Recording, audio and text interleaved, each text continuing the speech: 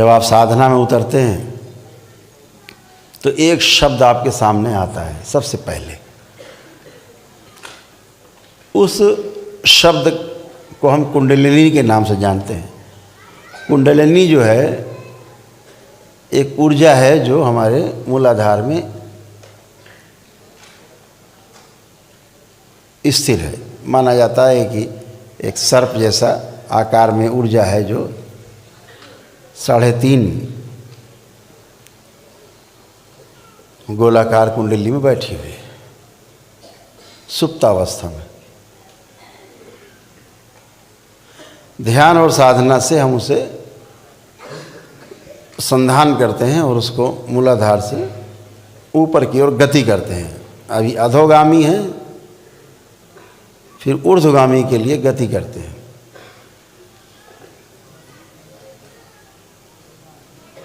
सात चक्र बताए गए इस पूरे रास्ते में, मूलाधार से लेकर के सहस्रार तक। पहला मूलाधार, दूसरा स्वादिष्ठान, तीसरा मणिपूरक, चौथा अनाहत, पांचवा विशुद्धि, छठा आज्ञा चक्र और सातवां सहस्रार। ऐसे 7 चक्र बताए गए।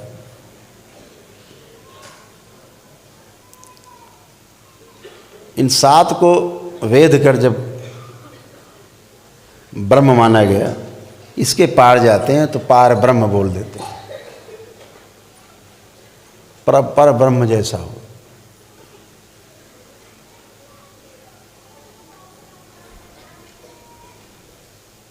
धीरे धीरे आप जब इसमें आगे बढ़ेंगे तो आपको चीज़ें मालूम होंगी, समझ में आएंगी और धीरे धीरे चीज़ों को आप पकड़ना शुरू करेंगे, आगे समझना शुरू करेंगे, फिर करना शुरू करेंगे, फिर ना करने तक जाएंगे। प्रयास से अप्रयास की यात्रा कुंडलिनी की यात्रा है, जो प्रयास से शुरू होती है और विश्राम पे उसका अंत होता है।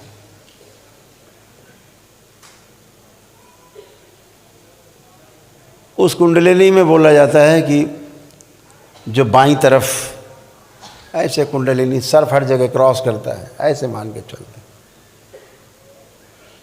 2 ऊर्जाएं हैं जो बाएं और दाएं और एक बीच में है। जो बाएं हैं उसको बोल देते हैं ईड़ा, जो बाएं हैं उसको बोल देते हैं ईड़ा, जो दाहिनी तरफ है उसको बोलते हैं पिंगला, जो बीच में है उसको बोल देते हैं सुषुम्ना। इसको और ज्ञानियों ने आगे जब विस्तार से चर्चा की, हमारे ग्रंथ तमाम इस तरह के शब्दों से आच्छादित हैं कि जो खोलना चाहेगा, डिकोड करना चाहेगा, उसी को खुलेगा उसका अर्थ। बाकी सब अर्थ का अनर्थ है पढ़ेंगे। लिखा है सूक्ष्म के रूप में, साधना के रूप में, योग के रूप में, उसको लोग स्थूल में ले जाते हैं। जो जिसके अंदर जैसी भावना होगी, 2 दृष्टियों से देखने वाला उसको स्थूल जगत में अप्लाई करेगा और इस तीसरे नेत्र से जागा हुआ व्यक्ति उसको उस स्तर पे अप्लाई करेगा जो लिखा है, उससे समझने की कोशिश करेगा। तो ईड़ा, पिंगला और सुषुम्ना बोला। श्रद्धा के साथ लोग शब्द बदल देते हैं। थोड़ा ऋषि मुनियों ने और आगे समझा तो लिखा गंगा, जमुना, सरस्वती। यानी जो ईड़ा है उसको गंगा कहा, वो ठंडा है। ईड़ा ठंडी धारा है, बाईं धारा ठंडी है। दाहिनी धारा गर्म है, उसे पिंगला कहा। तो ऋषि मुनियों ने क्या कहा, ईड़ा को गंगा कहा, ठंडक है। जमुना गर्म नाड़ी है तो उसे पिंगला कहा। और सरस्वती ज्ञान की देवी है, तो जो हमारी सुषुम्ना है वो ज्ञान की नाड़ी है, जिस पर हम आगे चलेंगे, आप चलेंगे, यात्रा करेंगे। तो उस ज्ञान की नाड़ी का नाम सुषुम्ना है।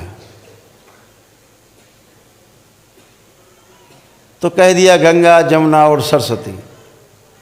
ज्ञान दिखता नहीं, ज्ञान अनुभव किया जा सकता है। ज्ञान को आप देख नहीं सकते।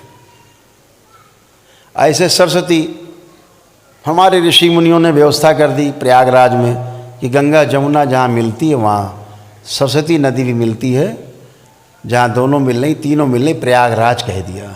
वो तीर्थ है, वो तीर्थ स्थल है, तो प्रयागराज कह दिया गया उसको। गंगा जमुना सरस्वती तीनों मिल गई।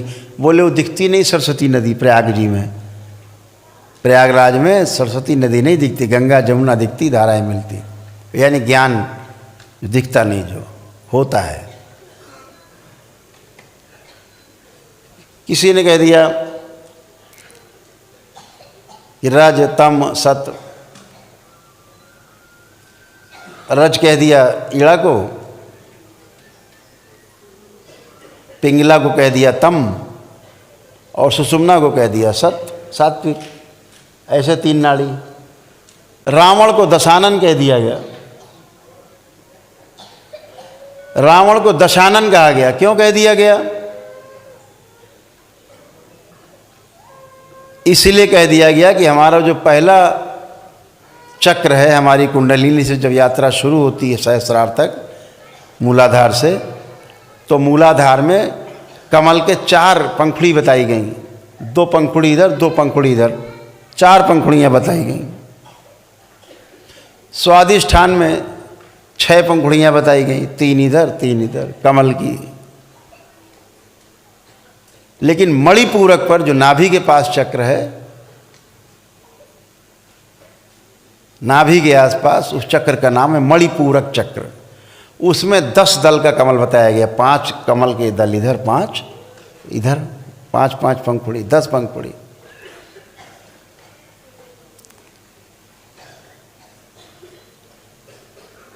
रावण नाम का विद्वान ब्राह्मण खुली आंखों से अपने इस नाभि चक्र पे स्थिर रहता था, उसके प्राण सदा यहाँ रहते थे नाभि पर।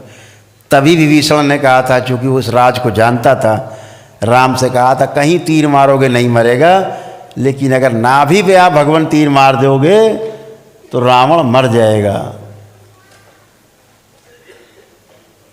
तो भगवान राम ने वहीं तीर मारा।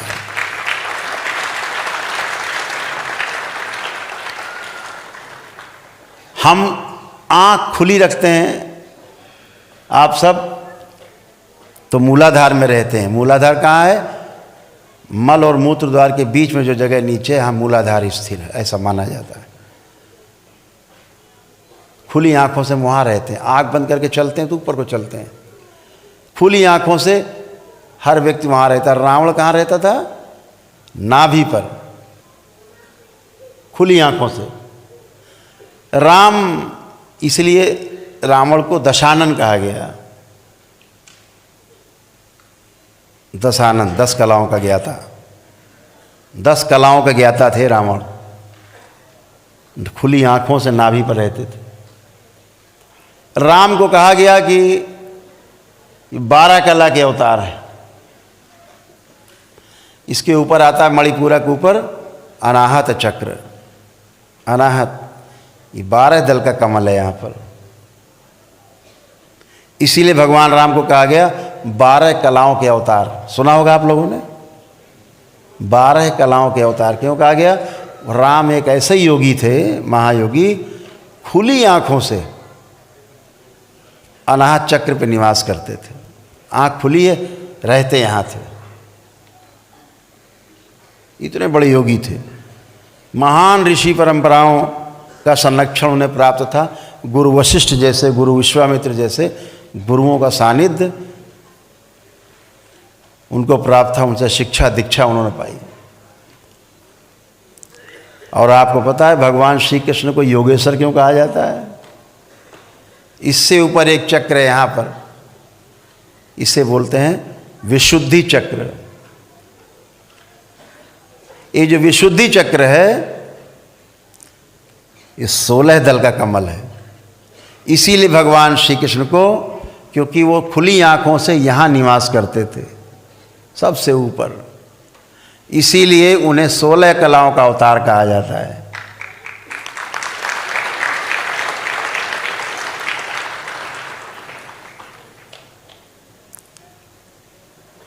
यानी जिन्हें काम, क्रोध, मद, लोभ, अहंकार कुछ छू भी न गया हो, विशुद्धि। इसीलिए उन्हें 16 कलाओं का अवतार कहा जाता है। भगवान श्री कृष्ण को जो खुली आँखों से यहाँ रहते थे, सबसे ऊपर थे, राम से भी आगे ये अवतार। अभी यहाँ पे देख रहे हो, ये देख रहे हो, ये कमल ही है, ये भी कमल है, ध्यान रखो, जिसे आप त्रिशूल कह रहे हो। ये 2 दल का कमल है, बीच में अगल बगल 2 दल हैं, पंखुड़ी, एक ये एक वो। यहाँ पर 2 ही दल का कमल है, यहाँ 16 दल का कमल है, और जो आज्ञा चक्र है इसमें 2 दल का कमल है, एक इधर पंखुड़ी और एक इधर, तो 2 बीच में रहता ये कमल का। तो ये 2 दल का कमल, यही त्रिशूल है, ये प्रतीक है कमल का। अब आप इसको कुछ और कहने लगो तो फिर कहने रहो, कहने से क्या जाता है, लेकिन यहाँ 2 दल का कमल है, इसलिए त्रिशूल है। शिव नेत्र है, तो उस शिव नेत्र के जहाँ पर कमल है उसको 2 दल का कमल है, तो त्रिशूल बताया आपको। अब पता लगे यही त्रिशूल है, किसी की पेल दिया पेट में। तो आध्यात्मिक व्यक्ति के लिए ये कमल है, आप किसी और के लिए त्रिशूल हो सकता है, इतनी तो बात है। ये सहस्रार है, सहस्रार में सहस्रों दल का कमल है, यानी सारे कमल ऐसे हैं सीधे, ये वाला उल्टा कमल है, हजारों पंखुड़ियाँ उल्टी लटक रही हैं। चोटी इसीलिए रखते हैं कि वो कमल का दंड है। चोटी रखने का मतलब है कि ये पुष्प खिल गया है जिसका, वो चोटी रखने का अधिकारी। अभी हमारे नहीं लगी चोटी, अभी चोटी नहीं है भाई, तो नहीं खिला होगा, नहीं है तो सहस्रदल का कमल। तो क्या करते थे ऋषि मुनि, जिनका जो ब्रह्मचारी हो, ब्रह्म विचरण करते थे, वो ब्रह्मचारी कह लो उन्हें, चाहे उन्हें ब्रह्मवेत्ता कह लो, चाहे पार ब्रह्म परमेश्वर कह लो, जब वो इससे पार हो जाते थे, सहस्रार से इसको वेदना जान लेते थे, तो ब्रह्म में विचरण करने वाले हो जाते थे। तो इसलिए चोटी रखते थे वो, ये प्रतीक था कि ये ब्रह्म में विचरण करने वाले हैं, ये वो ब्राह्मण हैं, ये ब्राह्मण हैं, क्योंकि ये वेद चुके हैं आपके सहस्रार को। उनकी देखा देखी चेला चोटी रखने लगे, चेला के देखी देखी गृहस्थ रखने लगे। अब सभी चोटी वाले सब ब्रह्मचारी हो गए, सभी ब्रह्मचारी हो गए, सब चोटी। तो एक संस्कृति में आ गया चोटी रखना हिंदुओं की, और कोई बात नहीं, कहीं ना कहीं से तो परंपरा चलती है ना, तो चली वहीं से। तो ये सब एक अवधारणा है, जो आध्यात्मिक लोग हैं वो चीज़ों को, तत्ववेत्ता जो होते हैं, तत्व जब वो खोलते हैं, तोड़ते हैं, डिकोड करते हैं चीज़ों को, तो ऐसे हमारे कई जैनी मित्र हैं, जैन मित्र हमारे कई, हम उनके परिवार में जाते रहते थे, तो उनके घर में फ़ोटो जरूर लगी रहती थी भगवान महावीर की,